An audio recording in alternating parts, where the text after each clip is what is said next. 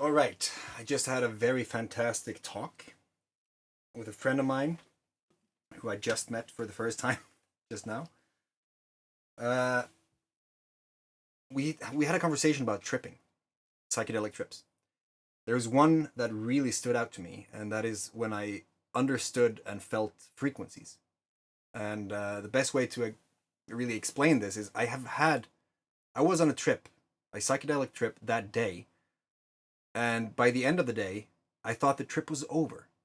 So we sat outside on the porch and I smoked a joint. That was kind of what I used to do to just wind out or wind down after a day of anything, more or less. Just sitting there, watching the nature, and just winding all the way down, relaxing. And this time was different. The psychedelic effect had not truly gone away. It was still there to some degree, but I didn't know that. So I took a hit of the joint, and I was just smoking normally. I didn't really think about anything, but all of a sudden, I felt this weird sensation. I had to breathe. I was dizzy. Like the best way to explain it was I became dizzy, and I felt the effects of the psychedelic kick in again. So as my girlfriend asked, "Should we head back inside?" I said, "No, I just have to sit here and breathe a little bit because something is uh, something is acting up." Not long after, and it was raining this day, I had to lay down on my backside or my back, and I was trying to breathe through the sensation and the desire to shit myself and puke at the same time. My body was in an uproar, all right? And I didn't know how to handle it other than just breathe. I was just breathing. That's all I did. I was visualizing small construction workers in a yellow helmet and a reflective vest just hoisting this shit away from my butthole so that I wouldn't shit myself. I was visualizing and having everything just work together. It was excruciating. But it wasn't really bad either. Like, I didn't feel any discomfort. I was just very focused on what I didn't want to do. So I invented these ways of not doing it. That was very fascinating. And as I was there, I was so present that I started to hear things. I heard the frequency of the wind, and I heard the frequency of the earth or the grass going with the wind. And all of a sudden, I heard this, and then a message popped into my phone. And then it happened again. I was like, what the fuck? Did I just hear the frequency before my phone went off? I definitely heard that. That was not something I just imagined. And then I started to listen closely to different things. I heard this other frequency that came like just in the middle of all this. As I was hearing the river, I was hearing my breath, I was hearing the frequency of my heart. And as I was listening to all of these frequencies, I could kind of separate them. I could put them into different categories or different boxes of their own and know that that was there, that was there, that was there. And all of a sudden I had this melody that I've never heard before coming through. And I don't play the guitar, but maybe you see that I'm holding one right now. The reason is that I want to share that melody with you. The thing that came through me listening to the frequencies in the nature. I have I had never played the guitar at all back then, so I had to learn how to play it for this purpose only, right? So let's give you a little taste and then I will continue with the story.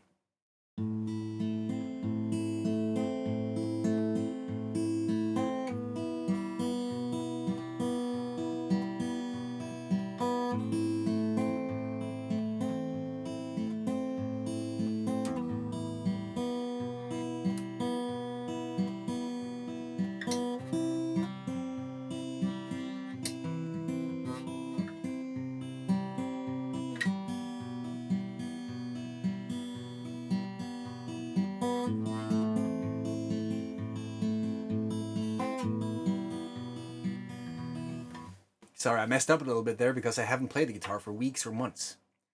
The melody, though, came from me listening to frequencies. And it stuck in my head. Something out there had been shared with me through other means of what I was accustomed to. I hadn't learned this from a video. I hadn't read this in a book. Someone hadn't told me this, but I had heard something that entered my mind, and I had to get it out. And that resulted in me simply learning the guitar to play that tune. Now, what's interesting is that I was in another experience where I myself was sober, and I went into this meditative state, and I was focusing on this sound.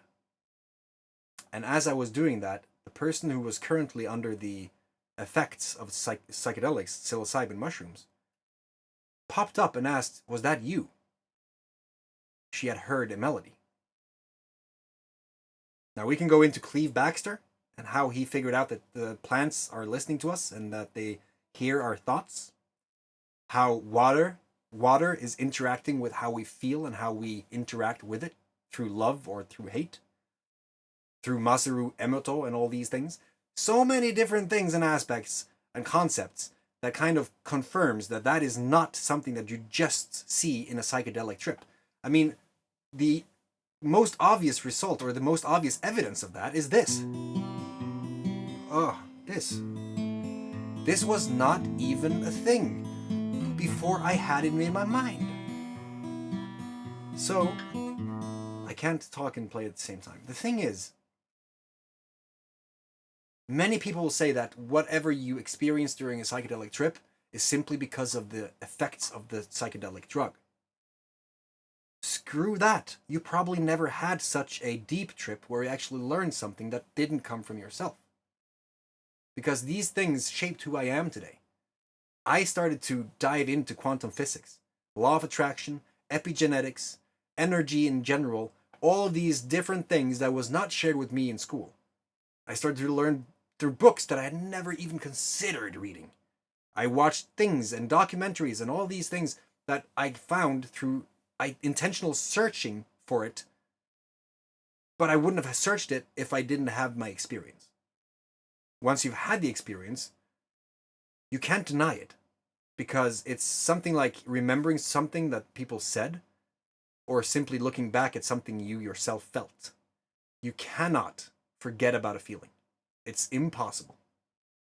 And that's why I think that people need to know what this could do to their life, to their mental health, through how they see the world, through how they interact with other people. I don't fucking kill flies anymore.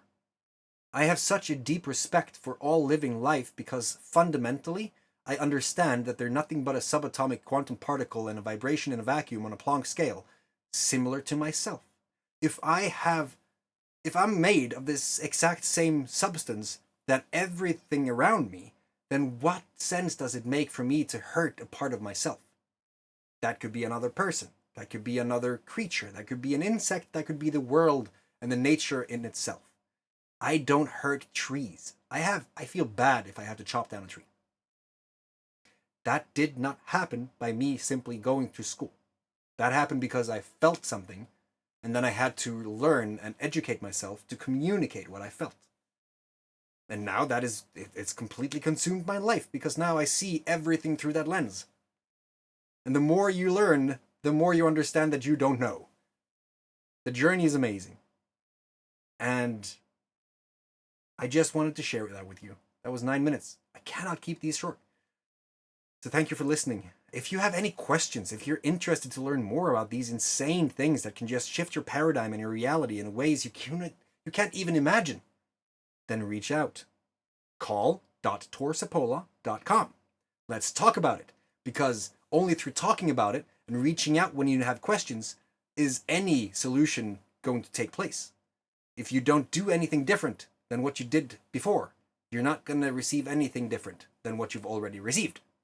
It's pretty simple and logical. You have to do something in order to get a change. And if you feel like this is resonating in any way, then go to that address, call.torseppola.com. Book a free call with me. Let's have a conversation. Let's talk about things that you did not think about talking about before.